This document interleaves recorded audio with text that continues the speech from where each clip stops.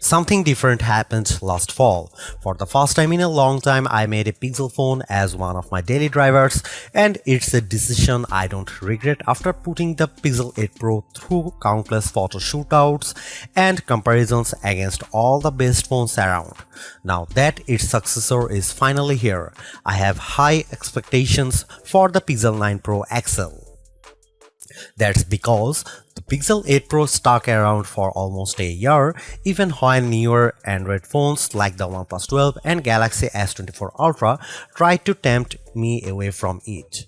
Google's rearranging its Pixel lineup because instead of just one flagship model, we are getting two Pro models instead. Technically speaking, the Pixel 9 Pro XL is the direct successor to the Pixel 8 Pro because of their similar sized screens, whereas the Pixel 9 Pro has a much smaller display. I break down all the details about them in my Pixel 9 and Pixel 9 Pro versus Pixel 9 Pro XL comparison. Given the opportunity of the iPhone 15 Pro Max and Galaxy S24 Ultra, Google's arming the Pixel 9 Pro XL with bigger upgrades like newer cameras, more helpful AI features, and a stronger, more durable design. In my Pixel 9 Pro XL review, I will see if it's a worthy update that could convince people to choose it over rival phones. Frankly, I'm annoyed that we are getting back-to-back price hikes because the Pixel 8 Pro launched at $100 more than its predecessor last year with its $999 starting cost. And now with the Pixel 9 Pro XL, it's up by yet another $100 to a starting price of $1,099 in the US. This effectively ends one of the best parts about getting a Pixel phone, their discounted prices. Pixel 9 Pro XL pre-orders are available right now with steep discounts on the flagship phone when you do a trade-in, although it will be available online and select retailers starting on September 4. There's a total of 4 colors at launch: Obsidian, Porcelain, Hazel, and Rose Quartz. I do miss the Bay option for my Pixel 8 Pro, but I do like the Rose Quartz color of my Pixel 9 Pro XL review unit because of its lighter tone. I'm really annoyed that the base starting storage is still 128GB. First and foremost, I love the redesigned camera hump on the back of the phone because it's much more pronounced than ever before. The elongated pill-shaped protrusion in a departure from the edge-to-edge camera bar in past Pixels, but it's exactly what it needs to set it apart from other phone designs. Apart from the camera arrangement, the design of the Pixel 9 Pro XL makes it look eerily similar to the iPhone 14 Pro Max due to the polished metal rims that are now flat as opposed to contoured. I know others may like this change, but it doesn't feel as comfortable to hold as the rounded edges of the Pixel 8 Pro, so it's something I'm just going to need to get used to. Despite this, at least it's still sporting the same matte gloss surfaces as before to give them that always clean, smooth look. Google claims that the design is twice as durable as the Pixel 8 Pro with its IP68 construction, especially with Corning Gorilla Glass Victus 2 protecting its screen. During its Made by Google event, the company made an outrageous claim that Pixel 9 Pro XL 6.8-inch Super Actua display reaches a peak brightness of 3000 nits. I didn't think it was ever going to get close to that in our testing, but I was mistaken.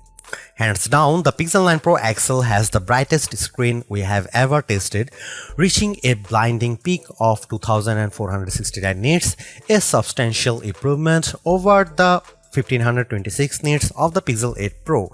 And you know what? It shows outside when I play the same 4K HDR clip, with the Pixel 9 Pro XL being noticeably brighter than the Pixel 8 Pro.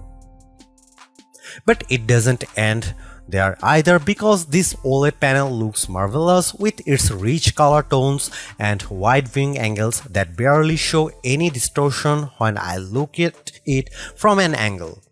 This record-breaking mark is hard to believe, more so when rival phones like Galaxy S24 Ultra tops out at 1326 nits. I'm starting to believe that phone makers are leaning on software more so than the hardware to propel their cameras, and the Pixel 9 Pro XL is proof of this. That's because its triple camera system consists of a 50 megapixel main camera, 48 megapixel ultra wide, and 48 megapixel telephoto with 5x optical zoom. Technically speaking, the main and telephoto cameras are identical to Pixel 8 Pro. However, the ultra wide benefits from a wider f1.7 aperture, which makes it more suitable for low light. While the rear cameras are similar for the most part, it's the selfie camera that gets the biggest upgrade. A pixel crunching 42 megapixel autofocusing front camera with a wider 103-degree field of view. I won't spill the beans on how it performs just yet, but it's undoubtedly a big upgrade if you intend on using it a lot. Meanwhile, the camera interface is just as intuitive and robust as ever before. Since it's a Pro model, shutterbugs like myself appreciate the Pro controls that let me dial in a few of the camera settings manually. The only new changes include the Add Me feature, which leans on AR guidance to let the photographer be included in the shot along with how panoramic photos are taken. Here are some camera samples of Google Pixel 9 Pro XL.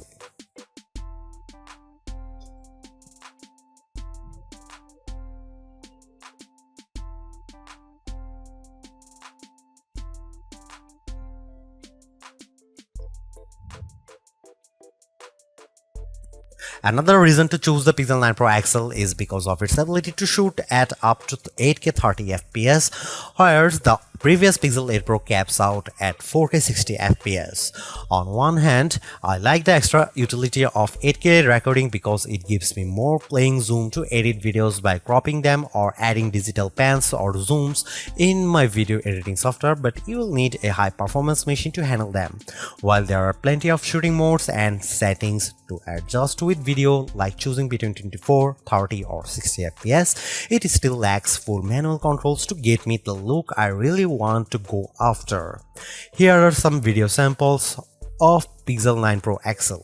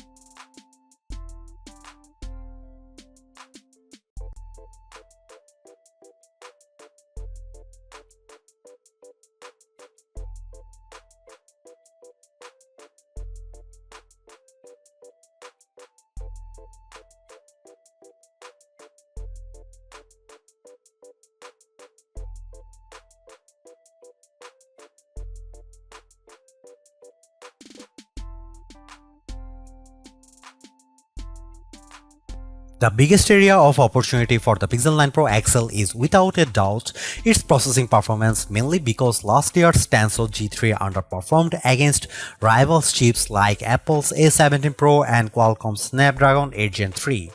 With the Tensor G4 calling the shots, it's an improvement over the Pixel 8 Pro with Geekbench single and multi-core scores averaging at 100, 929 and 4747 respectively. On paper, it beats Pixel 8 Pro's scores of 1699 and 3666, but it trails the performance benchmark results of the iPhone 15 Pro Max and Galaxy S24 Ultra. Despite this, I am happy to report that its performance is buttery smooth and responsive with all the normal functions I do on my phone.